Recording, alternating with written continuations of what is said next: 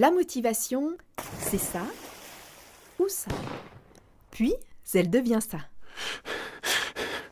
Ou encore ça. Quelle est la différence entre les deux premières photos et les deux suivantes? Les deux premières représentent une mise en action, une mise en mouvement. Il y a un engagement au début de l'action ou de la formation. Puis, les deux suivantes représentent l'endurance, la persévérance tout au long de l'action ou de la formation dans notre cas. La motivation est une notion complexe.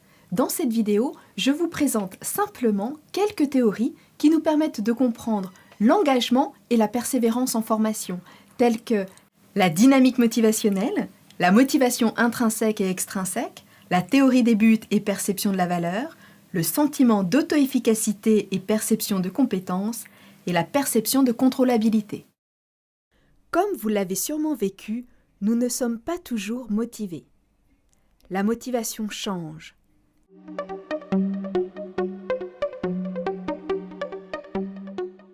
La motivation est un état dynamique qui a ses origines dans les perceptions qu'un étudiant a de lui-même et de son environnement et qui l'incite à s'engager dans une activité et à persévérer dans son accomplissement afin d'atteindre un but. Que se passe-t-il quand un étudiant n'est pas motivé? Par opposition, la démotivation est lorsqu'il n'y a pas d'action. Mais les étudiants ne naissent pas à motiver. La résignation s'apprend.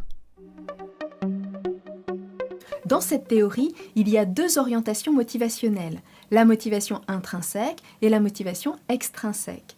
Les motifs de la motivation intrinsèque et extrinsèque nous permettent de décrire la dynamique d'engagement à une formation à un instant T.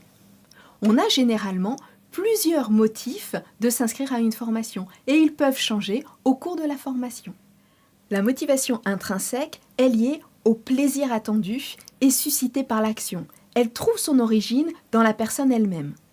C'est un engagement et une implication pour le plaisir qu'on en retire. La motivation extrinsèque fait appel à une influence extérieure, comme la punition, la récompense ou la pression sociale. Les motifs de la motivation intrinsèque peuvent être épistémiques. C'est prendre plaisir par la recherche de la connaissance. Apprendre, s'approprier des savoirs est source de plaisir en lui-même. C'est le motif qui performe le mieux. Socio-affectif. L'engagement est lié au bénéfice des contacts sociaux, trouver des occasions d'échange avec d'autres. Par exemple, participer à un séminaire ou à un travail de groupe. Hédonique. C'est le plaisir trouvé dans les conditions de réalisation de la formation. Le plaisir trouvé par exemple dans l'utilisation de matériel ou dans l'environnement de formation.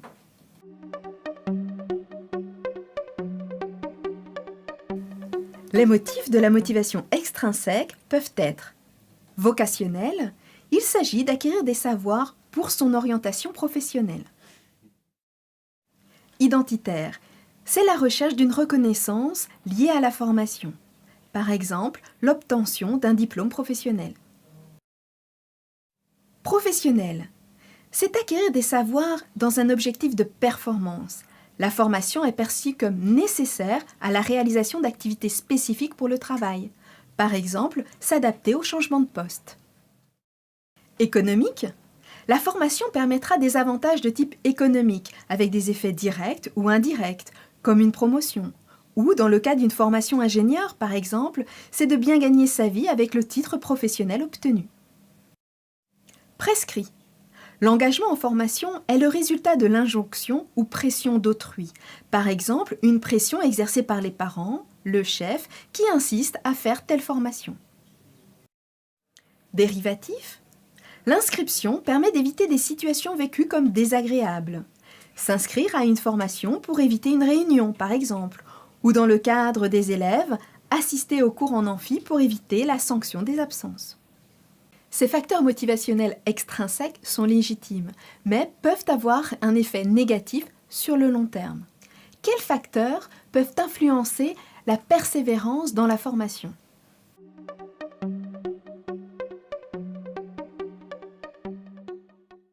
Les buts que s'est fixé l'apprenant vont influencer la motivation. Il existe des buts de maîtrise, par exemple acquérir des nouveaux savoirs, ou des buts de performance, comme par exemple obtenir la meilleure note du groupe. Les buts de l'apprenant et le jugement qu'il porte sur le niveau d'exigence et la difficulté de la tâche influencent la valeur qu'il porte sur cette tâche. L'apprenant attribue une valeur à toute tâche. Quelle est l'utilité, quel est l'intérêt qu'il porte à cette tâche vis-à-vis des buts qu'il s'est fixés. Ces caractéristiques vont donner une direction motivationnelle.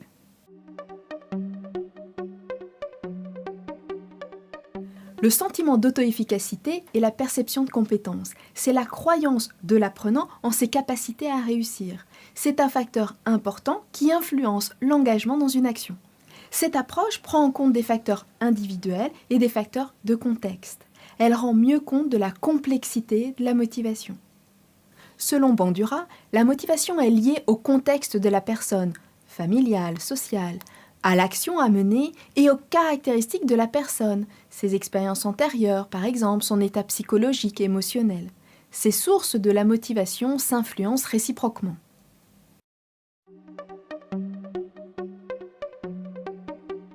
La perception de contrôlabilité, c'est le degré de contrôle que l'apprenant pense avoir sur le déroulement et l'issue de l'action, par exemple sur le temps ou le défi à réaliser. On ne rend pas un élève, un stagiaire adulte, un étudiant motivé, on crée les conditions pour favoriser sa motivation à l'égard de la formation. À la lumière de ces théories, quelles sont les actions que nous pouvons mettre en place pour soutenir la motivation ?